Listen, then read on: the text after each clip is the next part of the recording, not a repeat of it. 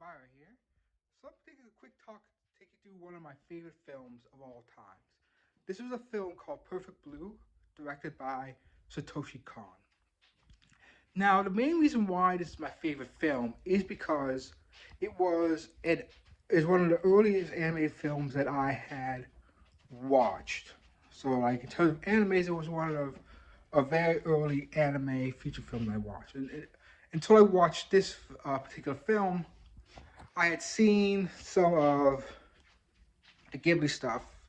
I also had seen a lot of stuff that went through the Sci-Fi Channel. A lot of the stuff that they had sort of put on air, things like Ninja Scroll, Dominion Tank Police, um, Ghost in the Shell, Akira. So I'd seen a lot of those. But Perfect Blue was one of the first films that really made me go, "Oh my goodness!" Like there's some really great animes out there.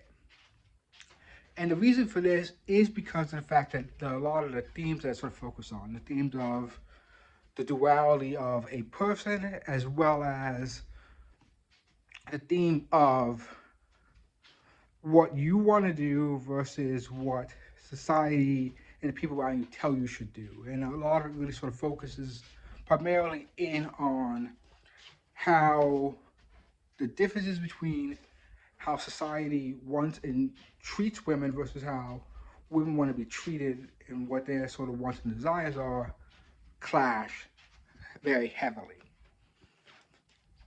And so I'll give a quick example of this using a piece of information from the film. So in the film itself, the main character, the one thing that she wants to sort of progress her career. She starts off as a singer, but the band that she in isn't really working out. So her managers, her two managers, one who's a woman, one who's a man, sort of suggest that she goes into acting. The female manager doesn't really is sort of more hesitant on one of the roles that is being offered to her, while the male manager sort of tell her that she should do this.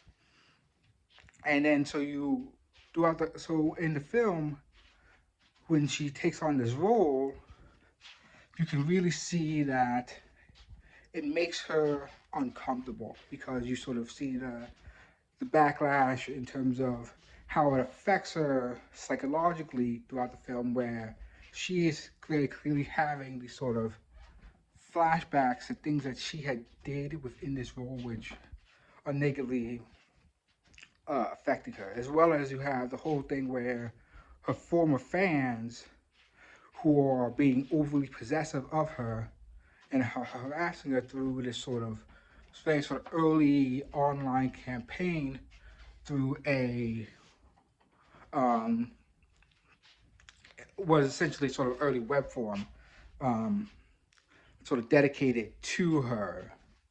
And while some people will say that this is what you call predicting the future of how internet's going to change the way that people harass and stalk women in particular.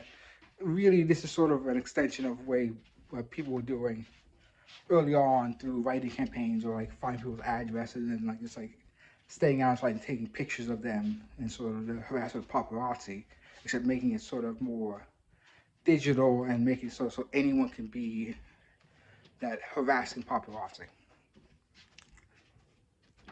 But I digress.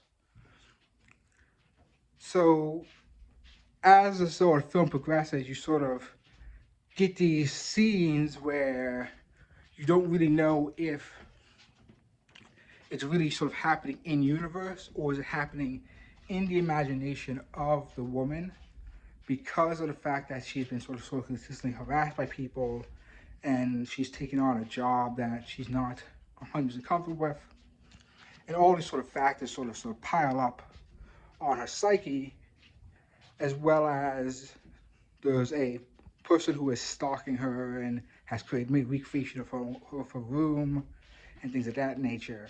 That's all sort of piling up over and over again, which really sort of focuses on what it is that happens in society when a woman isn't acting exactly the way that people believe that a woman should act and behave. Even though she is essentially playing a fictional character in a show for her job, the people online don't see it. They see her as this woman who was this sort of perfect, innocent being who is now becoming corrupt and terrible, which really isn't the case. It's a job that she's doing. And so that's sort of a large reason why I would sort of like this movie, because a movie that really made me think about, one, how other people are perceived and how your perception of them is not always a perception of themselves, nor how they want you to perceive them. And that's about my quick take.